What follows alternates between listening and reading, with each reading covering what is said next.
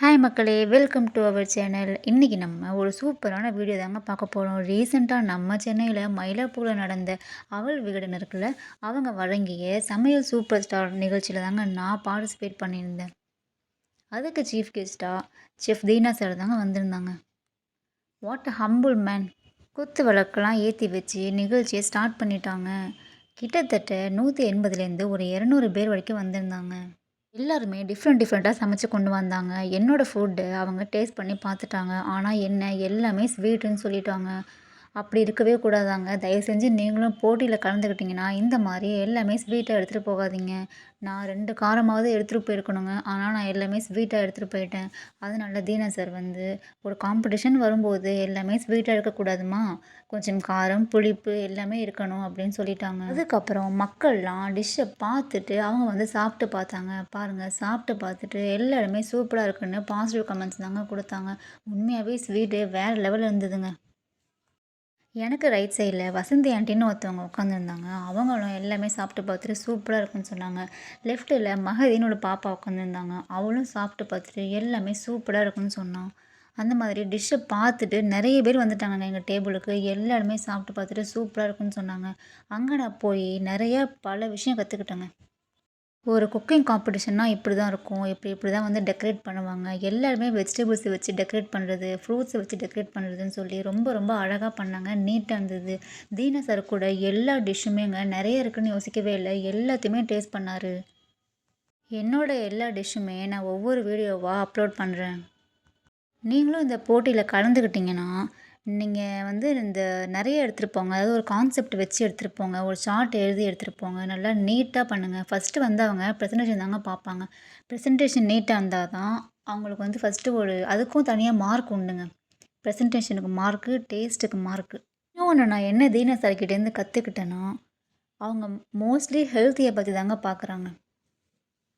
Like இந்த food கலர்லாம் போடக்கூடாது. அந்த மாதிரி வந்து ரொம்ப ஹெல்த்தியாக பார்க்குறாங்க. நான் ஆல்ரெடி அப்லோட் பண்ணுற வீடியோ மோஸ்ட்லி ஹெல்த்தியாக தாங்க இருக்கும். ஆனால் நான் சார்கிட்டேருந்து நிறைய கற்றுக்கிட்டேன். நெக்ஸ்ட்டு பேக் சைடில் டேபிளில் இருக்கிற ஆன்ட்டி, அக்கா எல்லாருமே வந்து ஃபுட்டை வந்து டேஸ்ட் பண்ணாங்க. அதுக்கப்புறம் அங்கே இருக்கிற வாலண்டியர்ஸ்லாம் இருக்காங்கல்ல, அவங்க கூட இது பார்க்கவே சூப்பராக இருக்குக்கா, நான் எடுத்துக்கலாமா அப்படின்னு கேட்டாங்க. நெக்ஸ்ட்டு வந்து ஸ்கூல் பசங்க கூட வந்து சாப்பிட்டு பார்த்தாங்கங்க. ஸ்வீட் வந்து ரொம்ப திகட்டலாம் இல்லை, எல்லாமே ஸ்வீட்டாக ரொம்ப சூப்பராக இருக்குது அப்படின்னு சொன்னாங்க. சில பேர் வந்து எப்படிம்மா இது பண்ண அப்படின்னு நோட்ஸ் கூட எடுத்துகிட்டு போனாங்க. அதெல்லாம் ரொம்ப பெருமையாக இருந்ததுங்க எனக்கு. முக்கால்வாசி டிஷ்ஷஸ் வந்து அங்கேயே காலியாக போச்சுங்க. வெறும் பிளேட் தாங்க எடுத்துகிட்டு போனோம் நாங்கள் வீட்டுக்கு.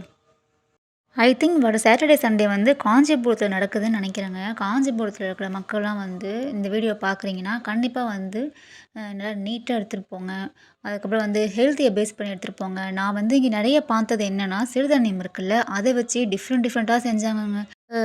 லைக் வந்து கருப்பு கவுனி அரிசி பாயசம் அந்த மாதிரிலாம் செஞ்சாங்க. அதுக்கப்புறம் வந்து மட்டனை வச்சு சேவைங்க, மட்டன் இடியாப்பம் கேள்விப்பட்டிருப்பீங்களா யாராச்சும்? அந்த மாதிரி ரொம்ப டிஃப்ரெண்ட்டாக இருந்ததுங்க.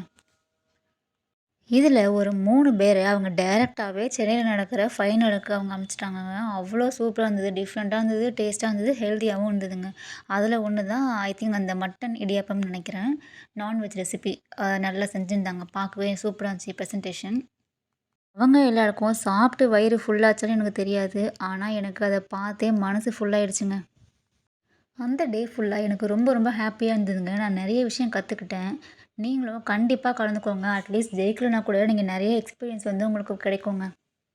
செஃப் தீனா சார் வந்து கான்செப்ட் சூப்பராக இருந்துச்சு. சொன்ன விதம் வந்து எனக்கு பிடிச்சிருக்குன்னு சொன்னாங்க. அதை நீங்களே கேளுங்க.